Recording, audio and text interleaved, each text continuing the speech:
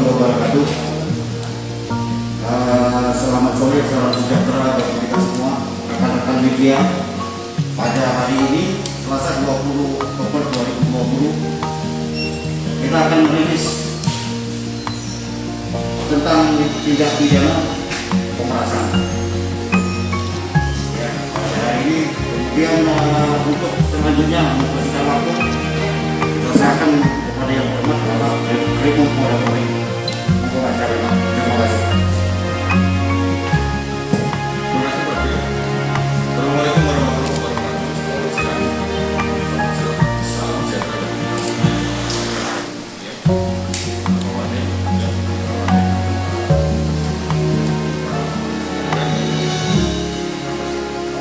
Mas Rio, rekan-rekan, saya langsung saja ya untuk mempersingkat waktu. Di hadapan kita sudah kita amankan ya, sudah kita amankan 4 orang oknum dari Satpol PP yang di BKO-kan di Dinas Sosial Batam untuk melakukan kegiatan penertiban ataupun penegakan hukum terhadap peraturan daerah.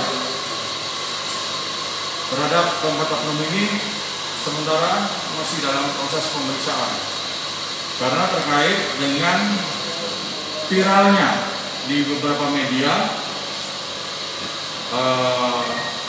sosial, ada yang di YouTube, IG, bahkan sampai dengan media sosial seperti TikTok dan sebagainya. Berangkat dari hal tersebut, saya perintahkan Subdit 3 Jatanras Polda Kepri, ya, dipimpin oleh Kasubdit 3 Pak Fadli untuk melakukan penyelidikan. Dari hal tersebut kita dapatkan 4 oknum tersebut dan sudah kita amankan. Dan sekarang masih dalam proses pemeriksaan, ya, yang diduga melakukan pelanggaran ataupun kejahatan pemerasan. Nanti diatur dalam pasal 368 Undang-Undang Hukum Pidana. Kronologisnya adalah sebagai berikut. Dari keempat orang ini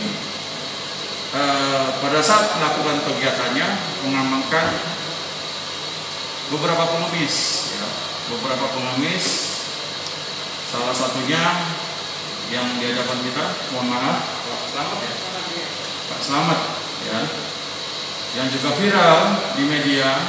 Beliau cukup histeris, ya, karena mohon maaf, dengan kondisi beliau yang terbatas, dia tidak bisa berbuat banyak, hanya berteriak dan menyampaikan bahwa yang beliau sudah menjadi korban dari uang yang beliau dapat dari hasil meminta-minta itu diambil oleh beberapa yang diduga oknum Satpol PP ini.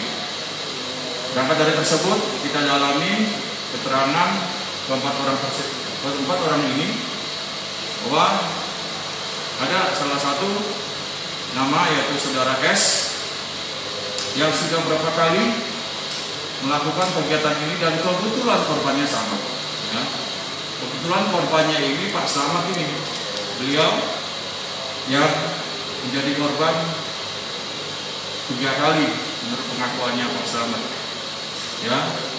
Ada yang sebesar 200.000 sampai dengan 300.000, ya.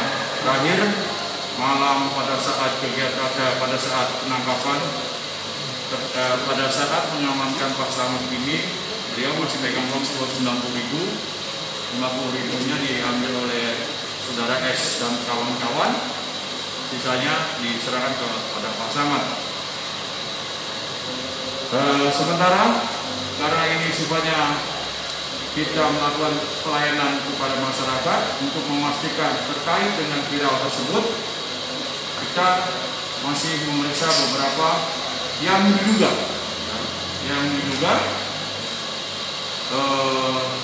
keterlibatannya lebih dominan.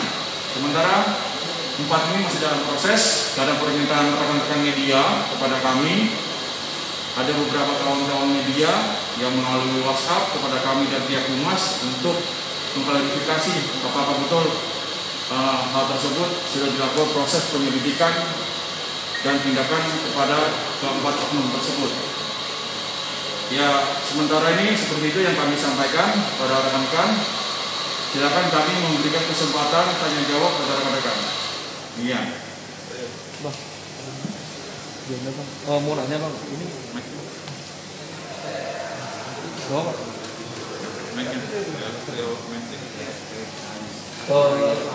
ini sudah berapa kali dilakukan oleh oknum ini dari misal sementara? Sudah berapa kali? Apakah bapak ini saja atau mungkin ada orang-orang yang lain yang mungkin diperas oleh oknum-oknum ini gitu? Lalu modusnya apakah modusnya dengan mengamankan orang ini dalam rangka pengamanan gepeng atau memang sengaja itu untuk dilakukan gitu? Modusnya itu seperti apa? Ya, modusnya yang pertama, ini kan permintaan dari Dinsos kepada Satpol PP untuk membackup ya, dalam rangka penegakan hukum terkait dengan ketertiban umum ya, salah satunya tentang pengemis dan gelandangan serta orang terlantar. Sebenarnya kalau dari SOP ya, terkait dengan hal tersebut, mereka cukup diamankan kemudian dibawa ke dinas sosial untuk dilakukan pembinaan. Ya, itu yang pertama. Nah, modus yang dilakukan oleh oknum ini adalah setelah beberapa kali, kalau sementara pengakuan dari saudara Slamet sendiri selaku korban yang terdapat pada media sosial yang viral tersebut, itu sementara diakui baru 3 ya. Atau tidak menutup kemungkinan karena ini kan belum 24 jam dari proses penangkapan, kita masih mengembangkan lagi ya. Nah, kami berjanji mungkin setelah ini berkembang kami akan merilis lagi kepada teman-teman wartawan. Sementara dugaan dari pengakuan saudara Slamet sendiri sebagai korban yang sudah dilakukan terhadapnya sebanyak 3 kali, itu bisa saja terjadi kepada pihak-pihak yang lain. Yang sementara ini tim Jatan Ras sedang melakukan penyelidikan di lapangan dan dikumpulkan korban-korbannya, ya, dan TKP-TKP yang berdasarkan informasi dari masyarakat. Oke. Kemudian modusnya itu ya itu diambil, diamankan warga terlantar ini, kemudian ditemukan uang, dirampas, ya, tidak ada transaksi, itu dirampas. Kalau sementara pengakuan dari saudara korban ini Slamet sendiri, ini kan ya? Pengakuan tertangkap. Pengakuan tertangkap ini yang memicu untuk mengambil paksa uang para pengemis itu kalau dari uangnya digunakan untuk bersalah. Ya, sementara dari pengakuan ada saudara S ya, itu digunakan untuk kepentingan pribadi. Ya, namun demikian tim kami tidak sebegitu bukan percaya. Ada beberapa praduga yang kemudian bisa berkembang. Jadi tidak harus dengan 4 orang ini, gitu. Ya, kita akan kembangkan itu untuk selanjutnya. Itu Cak. Pada saat merampas dari Pak Sandi, apa mereka menggunakan benda tajam itu? Enggak ada. Mereka tidak menggunakan alat ya. Mereka hanya memaksa, ya. Memaksa hanya. Kalau kekerasan ya secara fisik mungkin ada, tapi mungkin cenderung pada penganiayaan tidak ada. Hanya kekerasan secara fisik saja dan ternyata memaksakan ya, dengan menarik atau membawa dia ke mobil yang sudah disediakan oleh oknum. Apalagi? Data suring, apakah mana tahu digunakan untuk mobil itu? Ya, terima kasih masukannya. Nah, kalau sudah atau belum, kita sementara yang pertama dengan kondisi COVID ini kan kita yang pertama adalah apa? Protokol kesehatan. Sementara yang bersangkutan negatif. Tapi kalau kemudian kita belum, ya. Tapi kalau dari hasil pemeriksaan sejak tadi malam kita dapatkan yang bersangkutan dalam keadaan sehat, ya. Tidak ada narkoba dan sebagainya. Nah, patut perlu rekan-rekan ketahui, ya, bahwa terkait dengan kejadian ini kita mengambil suatu hikmah yang penting, ya, khususnya bagi para penegak hukum ya, dalam ini kan Satpol PP ini kita juga akan kenakan ya, bahwa orang terlantar, disabilitas atau orang cacat itu sudah diatur dalam undang-undang ya. itu diatur di Undang-Undang Nomor 8 Tahun 2016. Kalau kita lihat di dalam pasal 43 huruf I itu ada penjelasan, ya, yang dimaksud disabilitas itu adalah orang yang kekurangan, ada tubuh yang kurang, kemudian terlantar, kemudian homeless, ya, gelandangan, itu yang mungkin kita kenakan. Di ketentuan pidananya itu diatur di pasal 144 dan 145 ayat 1 ayat 2. Ancaman hukumnya sampai dengan 5 tahun, dendanya 200 juta. Kalau ini nanti berjalan di dalam proses pemeriksaan ini, kita nanti akan sampaikan dan akan rilis pada rekan media tentang penerapan undang-undang ini yang sudah berlaku sejak 2016, ya. Undang-Undang Nomor 8 Tahun 2016, ya, Nomor 8 2016, ya, pasal 145, ya. Berangkat dari ketentuan tentang disabilitas di pasal 143 huruf Q, ya. Demikian ya rekan-rekannya. Saya rasa cukup. Ada pertanyaan lagi? Untuk sudah berapa lama di BKU kan di Indonesia? Nah, mereka di BKU kan ini kurang lebih baru 1 bulan, ya. Mereka baru di BKU 1 bulan. Cuman ini kan keterangannya masih simpang siur, karena kan kita baru amankan tadi malam, ya, dini hari. Nah, yang dipimpin langsung oleh Pak Wadir, ya. Nanti silakan lanjut kembali. Yang lain? Cukup? Nah, saya minta rekan untuk tanya pada ini kan baru calon tersangka, ya. Saya janji nanti kalau sudah ada penetapan dengan ada diduga malah ada tambahan lagi, kita akan rilis lagi nanti, ya, Rio, ya.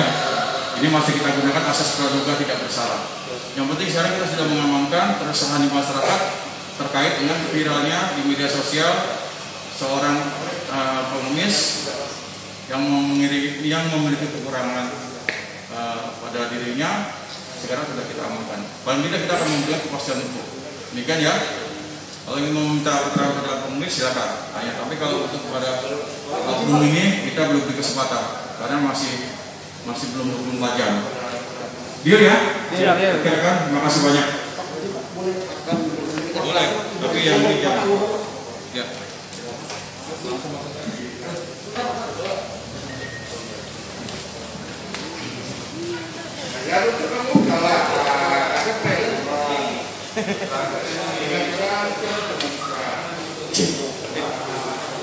Gimana sih cara ngirimnya? 5, kan dia 5 menit. Tapi nggak bisa langsung kirim 5 menit itu videonya. Oh iya.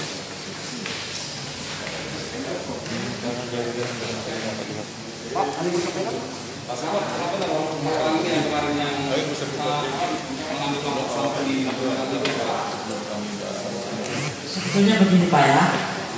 Sebetulnya kemarin itu belum sempat diambil Pak. Kan begitu, kan saya berhati-hati, ya kan? Minta tolong sama orang. Istilahnya orang yang berhenti di persimpangan jalan untuk berangkat gitu. Nah, jadi saya minta tolong. Jadi saya nggak mau. Nah, saya bilang kayak gitu kan. Nah, saya nggak mau ditangkap. Saya bilang kayak gitu kan. Nah, jadi terus datanglah ini apa namanya? Oknum ini siapa yang iya viral itu kan? Iya. Jadi saya enggak saya kenal itu. Mereka siapa itu enggak saya kenal. Nah, jadi itu ditanya-tanyainnya kan. Nah, Tapi sebelumnya ada dimintain juga. udah. Belum berapa kali? Sebelumnya udah ada juga dimintain sama. Oh, sebelumnya itu. Sebelumnya memang ya dari apa ini? Ya, sudah. Berapa? Ada berapa kali? 50. Yang 200.000 kami 4 orang, ya kan? Orang yang sama. Orangnya Bu, kita lagi bawa gimana? Pak. Kalau dibawa kan katanya diamankan. Disuruh di jalan benar nggak? Pak.